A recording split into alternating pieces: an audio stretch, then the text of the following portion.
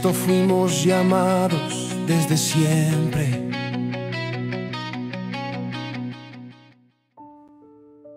Paz y bien, querido hermano y hermana en Cristo. Hoy es lunes 12 de enero. El Señor tiene algo que decirnos.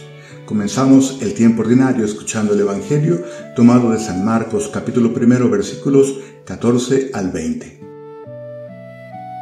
Después de que arrestaron a Juan el Bautista, Jesús se fue a Galilea para predicar el Evangelio de Dios y decía: «Se ha cumplido el tiempo y el reino de Dios ya está cerca.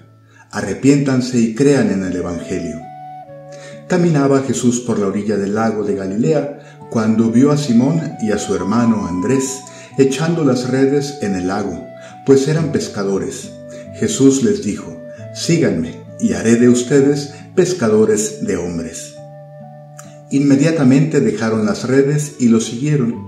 Un poco más adelante vio a Santiago y a Juan, hijos de Zebedeo, que estaban en una barca, remendando sus redes. Los llamó, y ellos, dejando en la barca a su padre con los trabajadores, se fueron con Jesús. Palabra del Señor. Gloria a ti, Señor Jesús.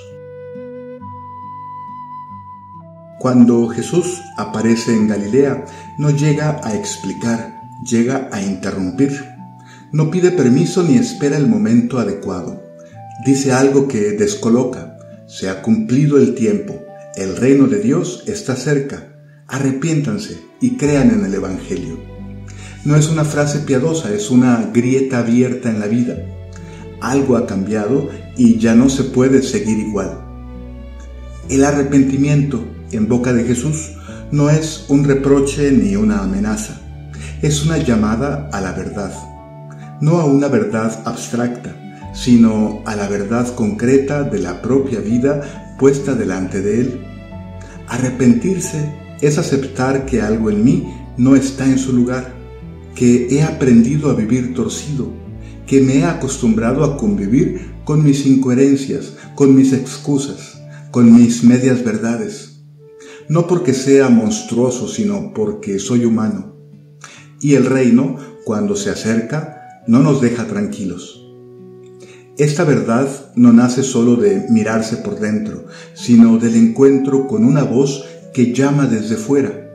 Jesús no comienza exigiendo cambios visibles, comienza pidiendo verdad.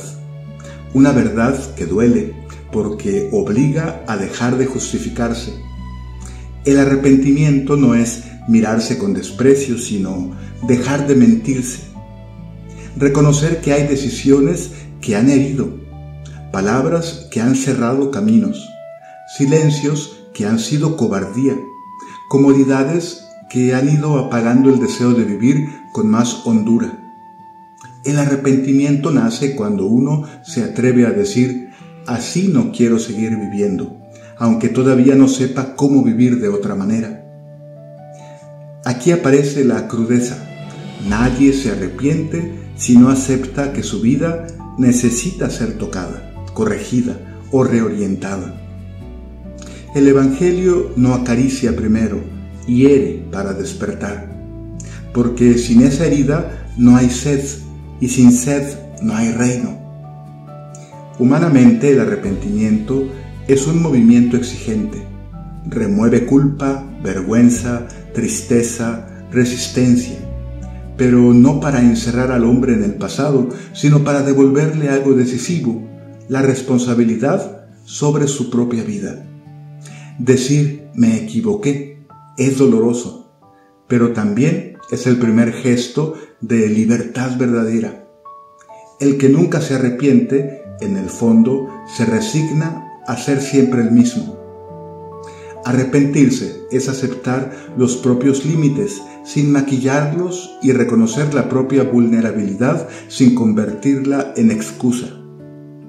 Es mirar la propia historia sin negarla, pero sin absolutizarla. Es descubrir que el pasado no tiene la última palabra, aunque sí algo que enseñarnos. Aquí el arrepentimiento deja de ser castigo y se convierte en umbral. Pero el Evangelio no se queda en la introspección. Jesús no llama al arrepentimiento para que el hombre se quede girando alrededor de sí mismo. Por eso, inmediatamente después, llama a seguirlo.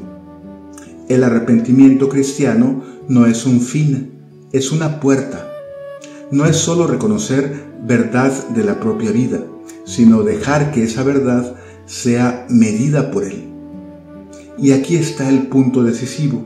La verdad no es solo coherencia, ni solo autenticidad, ni solo fidelidad a uno mismo. La verdad es una persona. Cristo no solo enseña la verdad, es la verdad. Cuando Él se acerca, revela al hombre quién es realmente y quién está llamado a ser. El arrepentimiento cristiano no consiste en compararse con una idea moral, sino en dejar que la propia vida sea confrontada por Cristo, por su mirada, por su modo de amar, por su manera de vivir la libertad. Eso es lo que vuelve exigente y liberador el arrepentimiento, porque Cristo no confirma nuestras mediocridades, pero tampoco nos aplasta con ellas. No relativiza el pecado, pero tampoco reduce al hombre a su pecado. Al contrario, muestra que hay una forma más verdadera de ser humano y que esa forma es posible. Cuando Jesús dice, sígueme, no está invitando a un heroísmo irreal, está proponiendo un camino concreto, dejar redes reales, hábitos que esclavizan, seguridades que anestesian, papeles que ya no dan vida. Seguirlo implica decisiones visibles, cambios pequeños pero reales. Un modo distinto de situarse frente a los demás, frente al tiempo, frente a uno mismo. El arrepentimiento, si no conduce a la secuela, al seguimiento, se vuelve estéril. Aquí aparece el bálsamo. Nadie se convierte solo. Nadie se transforma por una fuerza de voluntad.